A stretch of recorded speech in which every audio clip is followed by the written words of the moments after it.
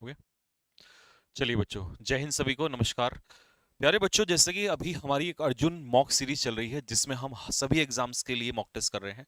आप किसी भी एग्जाम के लिए अगर आप तैयारी कर रहे हैं तो आप अपने उसी एग्जाम के लिए मॉक टेस्ट कर सकते हैं, हूबहू वैसे ही पैटर्न पे जैसा कि आपका एग्जाम का आता है। ठीक है, तो अभी जो ये हमारा अभी सॉल्यूशन है, ये मॉक टेस्ट है आपका, that is air force XY group का। ठीक है, एनडीए का मॉक टेस्ट ऑलरेडी इसका सॉल्यूशन दिन में आ चुका है। ठीक है, ये अभी जो मॉक टेस्ट सॉल्व होने वाला है, this is for air force X and Y group. ये मॉक टेस्ट मिलेंगे कहां से आपको? ये बिल्कुल फ्री ऑफ कॉस्ट सीरीज चल रही है आपकी। ठीक है, आपको इसमें कोई पेमेंट नहीं करना है। आपको कैरी डिफेंस एकेडमी का एप्लीकेशन डाउनलोड करना है और वहां जाके आपको डेली एक मॉक टेस्ट आपको मिलेगा, उसको आपको सॉल्व करना है और उसके बाद आपको सॉल्यूशन लेना है। क्योंकि किसी भी मॉक का बेनिफिट तभी होता है जब हम उसे पहले ही सॉल्व कर लेते हैं। ठीक है, और उसके बाद फिर आप सॉल्यूशन करें। बिना सॉल्यूशन के सिर्फ आंसर के लगाने से उसका कोई बेनिफिट नहीं होता है। ठीक है, तो चलिए मैं सॉल्व करना स्टार्ट करता हूं प्यारे बच्चों। पहला क्वेश्चन है आप लोगों का, मैस्कुलाइन जेंडर ऑफ डो। देखिए, डो जो होती है ये फीमेल होती है। आपके पेपर में अगर वहां पर मॉन्क दिया हो तो इसे चेंज कर लेना। ठीक है, ये एक्चुअल में जो क्वेश्चन था ये डो था, और डो जो होता है ये फीमेल डियर को कहते हैं, यानी कि हिरणी। तो इसका मैस्कुलाइन जेंडर क्या होगा बच्चों? ठीक है, इसका मैस्कुलाइन जेंडर होगा दैट इज बक। बक जो होता है वो मेल होता है, किसका? हिरण का मेल होता है। ठीक है प्यारे बच्चे। और बोर जो होता है ये कौन होता है? ये पिग होता है। ठीक है, पिग का मेल होता है। ठीक, बाकी बियर और बैचलर तो आप जानते हैं, ये तो किसी पर्सन के लिए यूज होता है, और बियर जो है भालू के लिए होता है। तो पहले क्वेश्चन का आंसर क्या आ गया? B. Next, question number 2। His mother and daughter brought him with great difficulty. उसकी मदर ने and his mother and daughter brought him, उसका पालन पोषण किया। कैसे किया? बहुत कठिनाई के साथ किया। तो जब किसी का पालन पोषण करने की बात करते हैं, ठीक है, तो इसका मतलब होता है कि उसके लिए एक फ्रेजल वर्ब यूज होती है, ब्रिंग अप। क्या होती है? Bring up. तो प्यारे बच्चों, ब्रिंग अप का मतलब होता है किसी का पालन पोषण करना। ठीक है, किसी को रेयर करना मतलब पालन पोषण करना किसी को। तो इसका आंसर क्या हो जाएगा? सी, क्योंकि ब्रॉट तो यहां पर दिया हुआ है। ठीक है, तो आंसर इसका हो जाएगा C. Next, question number 3। The girl among her many friends. तो देखो, अमंग क्या है यहां पर? प्रेपोजिशन है, और प्रेपोजिशन के बाद ये क्या दिया हुआ है? प्रेपोजिशन के बाद फ्रेंड्स क्या होगा? ऑब्जेक्ट होगा। तो सब्जेक्ट कौन है यहां पर? गर्ल, और गर्ल है सिंगुलर, तो इसीलिए इसका आंसर होगा सेलिब्रेट्स। वो अपना बर्थडे सेलिब्रेट करती है। कैसे? लेविशली, बहुत ज्यादा पैसा उसमें खर्च करती है। ठीक है, सेलिब्रेट नहीं हो सकता। ठीक है, क्यों? क्योंकि अगर प्लूरल होता तभी सेलिब्रेट होता, लेकिन सब्जेक्ट सिंगुलर है तो इसीलिए एस लगेगा। तो इसका आंसर क्या हो जाएगा? C. Next, my grandfather told me that. मेरे ग्रैंडफादर ने मुझे बताया that we talk respectfully to others. हमें दूसरों से बात करनी चाहिए। कैसे बात करनी चाहिए? तो देखो, कैन, अच्छा विल तो इसलिए नहीं होगा, सबसे पहले मैं आपको बताऊं, क्योंकि रिपोर्टिंग वर्ब पास्ट में है, तो विल तो होने से रहा, कैन भी होने से रहा क्योंकि रिपोर्टिंग वर्ब पास्ट में है। दूसरा, कैन का कोड इसलिए नहीं हो सकता क्योंकि ये एबिलिटी नहीं है। दूसरों की रिस्पेक्ट करना इज नॉट एबिलिटी। तो ग्रैंडफादर ने हमें क्या दिया? एडवाइस दिया, और उसके लिए क्या होगा? शुड का मॉडल, शुड का यूज होगा। तो इसका आंसर हो जाएगा C. Next, question number 4। Mouse का प्लूरल बताना था आपको। माउस चूहे को कहते हैं, और बहुत सारे चूहे होते हैं, तो माउस का प्लूरल हो जाएगा माइस। ठीक, question number 5। Next, the king gave him a reward. तो ये एक्टिव पैसिव का क्वेश्चन है, तो कैसे सॉल्व करेंगे इसको? किंग हो गया यहां पर सब्जेक्ट, गेव हो गई वर्ब, ये हो गया हमारा इनडायरेक्ट ऑब्जेक्ट, और क्या दिया उसको? रिवॉर्ड। ये हो गया हमारा डायरेक्ट ऑब्जेक्ट, ये हो गया इनडायरेक्ट ऑब्जेक्ट। तो सबसे पहले हम हिम का ले लेंगे ही, क्योंकि पास्ट इंडेफिनिट है, तो इसीलिए ही के साथ आ जाएगा वॉज। ही वॉज गिवन, उसे दिया गया। व्हाट, क्या दिया गया? तो अ रिवॉर्ड, ना कि द रिवॉर्ड। तो he was given a reward, किसके द्वारा दिया गया? He was given a reward by the king. ठीक है, तो he was given by the king a reward नहीं, क्योंकि ही वॉज गिवन व्हाट, जो दिया गया वो पहले लेना है आपको, और किसके द्वारा वो बाद में आएगा। तो इसीलिए इसका आंसर होगा सी। आप ए और सी में पक्का कंफ्यूजन में रहे होंगे, लेकिन अब के बाद अगर ऐसा क्वेश्चन आएगा, बहुत बेहतरीन क्वेश्चन था, तो आपको ध्यान रखना है कि जैसे मैंने कहा ही वॉज गिवन व्हाट, तो जो भी है ऑब्जेक्ट वो पहले रखना है आपको। ठीक है, जो उसको दिया गया। Next question, Sweety said to me. Sweety ने मुझसे कहा, तो सेड टू को हम किस में बदल देंगे? टोल्ड में बदल देंगे। ठीक है मेरे बच्चों, सेड टू को टोल्ड में बदल देंगे। आई हैड बीन राइटिंग, ये डायरेक्ट इनडायरेक्ट का क्वेश्चन है। आई हैड बीन राइटिंग, इसका मतलब है पास्ट परफेक्ट कॉन्टिन्यूस, और पास्ट परफेक्ट कॉन्टिन्यूस चेंज नहीं होता, वो सेम रहता है। तो यहां पास्ट परफेक्ट कॉन्टिन्यूस नहीं है, तो मैं इसको हटा दूंगा। ठीक है, अब आई फर्स्ट पर्सन किसके अकॉर्डिंग, स्वीटी के, तो स्वीटी का क्या हो जाएगा, शी। तो तीनों में हम देख रहे हैं शी ही दिया है, तो she had been writing an essay for 3 hours. तो अब देखें बी में, सी में और डी में क्या डिफरेंस नजर आ रहा है आपको। मुझे ये डिफरेंस नजर आ रहा है, यहां पे हेड के पीछे बीन नहीं है, यहां पर हैड बीन राइटिंग नहीं है, तो had been writing as it is रहेगा। इसका मतलब इसका आंसर हो जाएगा बी, आंसर हो जाएगा 6 का। ठीक है, नेक्स्ट, यू विल सक्सीड, तुम सफल होगे। ठीक है, कब सफल होगे, यदि तुम मेहनत करोगे। अगर मैं यहां अनलेस लगाता हूं, जो आपने लगाया होगा कई बच्चों ने, तो इसका मतलब होगा जब तक हार्डवर्क नहीं करोगे, क्योंकि अनलेस में निगेटिव मीनिंग आता है, तो जब तक हार्डवर्क नहीं करोगे तब तक सफल होगे, ऐसा कैसे हो सकता है। तो मेहनत करोगे तो ही सफल होगे, तो इफ इसका आंसर होगा, if you work hard. Next, question number 8। देखो क्वेश्चन नंबर 8 में क्या होगा, Sneha's story is too good to be true. ये बच्चों गॉड नहीं था, यहाँ पे गुड है क्योंकि नीचे गुड दिया हुआ। तो आपको क्या करना था, ट्रांसफॉर्मेशन करना था। टू का पेयर जब टू से बनता है, तो इसका ट्रांसफॉर्मेशन किससे चेंज किया था, सो का पेयर हम फिर उस समय दैट से चेंज करते हैं।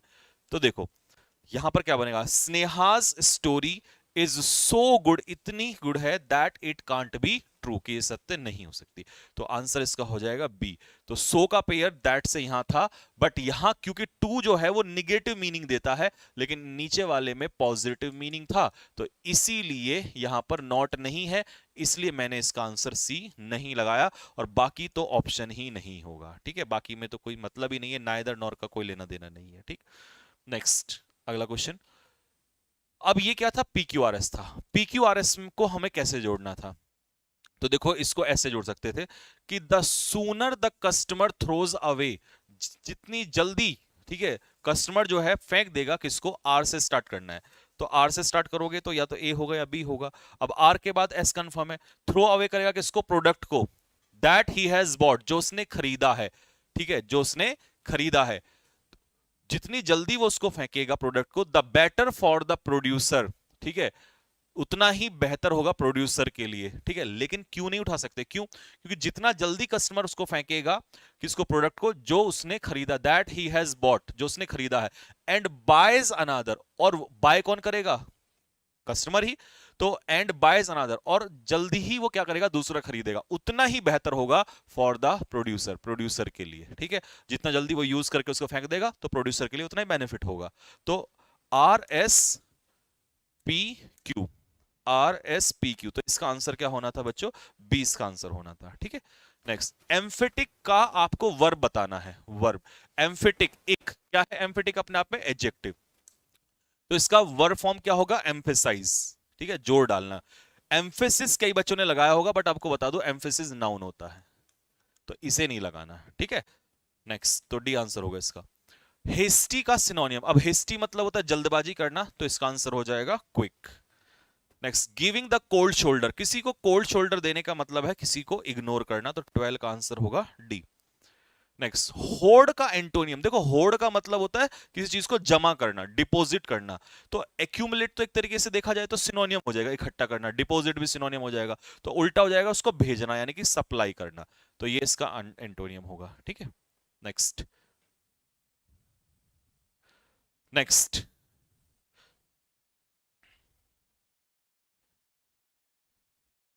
लैक ऑफ एनफ ब्लड, खून की कमी क्या होती है, खून की कमी होती है एनीमिया।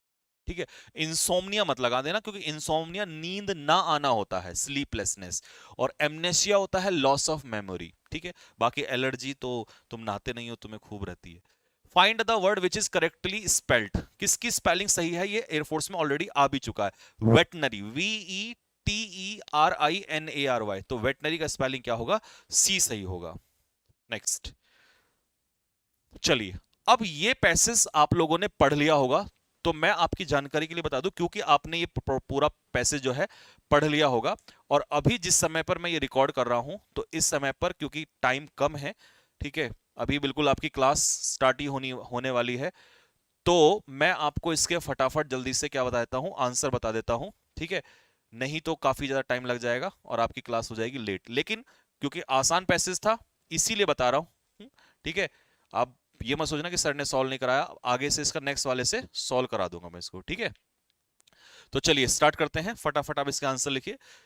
क्योंकि टफ नहीं है इसलिए बता रहा हूं, मैं फिर से बोल रहा हूं, ठीक है। बाकी नेक्स्ट वाले को पुट से पढ़ाना स्टार्ट करूंगा, लेकिन अगर ये समझ में नहीं आएगा तो मुझे बता देना, अगले वाले में फिर से पढ़ा दूंगा इसको, ठीक। Which of the following layer is displaced in soil erosion? Soil erosion में कौन सी लेयर है जो सबसे पहले डिस्प्लेस होती है, यानी कि सबसे पहले कटती है? तो सीधी सी बात है, सबसे पहले कौन सी लेयर जाती है? ऊपर वाली लेयर जाती है, तो आंसर हो इसका upper layer. Next, which of the following is not an erosive agent as per the passage? Passage के अनुसार कौन सी चीज है जो इरोजिव नहीं है? तो इरोजिव जो नहीं है वो क्या चीज है? रॉक्स, चट्टाने, ठीक है, ये चीज इरोजिव नहीं है। विच of the following is anthropogenic erosion? तो कौन सी चीज है जो एंथ्रोपोजेनिक इरोजन को रिप्रेजेंट करता है, ठीक है।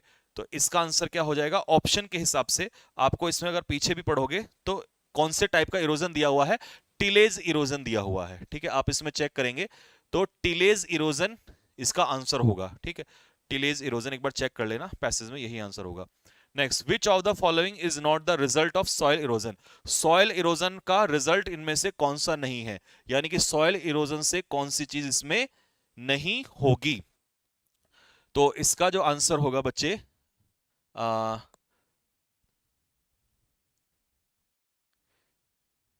एक सेकंड, मैंने पीछे वाला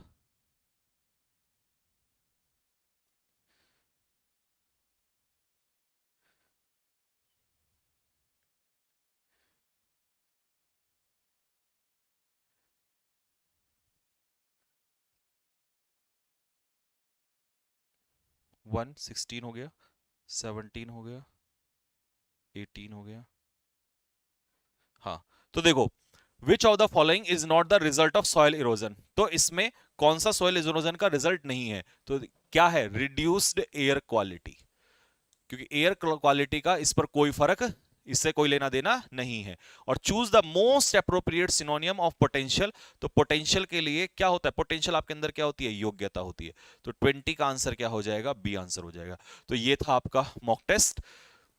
अब हम इसको यहीं पर रोक देते हैं, ठीक है। ठीक है प्यारे बच्चों, तो ये आपका मॉक टेस्ट था और होपफुली आप लोगों को समझ में आ गया होगा। इसमें कोई ऐसा बहुत ज्यादा वो नहीं था। पैसेज का है, अगर बिल्कुल समझ नहीं आया मैं बिल्कुल दोबारा नेक्स्ट वाले में पढ़ दूंगा, ठीक है। क्योंकि अभी आप देखे होंगे मुझे थोड़ी देर में कि मैं आपकी क्लास स्टार्ट करने वाला हूं और मैंने क्लास से जस्ट पहले ही आके इसको सॉल्व किया है, क्योंकि बहुत सारे मॉक टेस्ट हैं, उनका सॉल्यूशन भी सॉल्व करना पड़ता है, सॉल्यूशन भी बनाना पड़ता है, तो इसीलिए कई बार टाइम नहीं मिल पाता। बट नेक्स्ट टाइम से, अगले मॉक टेस्ट से प्रॉपरली पूरा ही आपको सॉल्व करके दूंगा, ठीक। तो ये था आपका मॉक टेस्ट। कितना स्कोर रहा आपका इसमें, एयरफोर्स वाले में? आप अपना कमेंट में मुझे लिख के जरूर बताएं कि क्या स्कोर रहा, ठीक है। तो चलिए अगला आपको नेक्स्ट एमटीएस वाला मॉक टेस्ट, उसको भी सॉल्व करिएगा, उसमें अपना स्कोर मुझे बताना क्या रहेगा, ठीक है। और हर मॉक टेस्ट से कितना इंप्रूवमेंट होगा आप ये भी मुझे बताएंगे, ठीक। तो बस यही रखते हैं।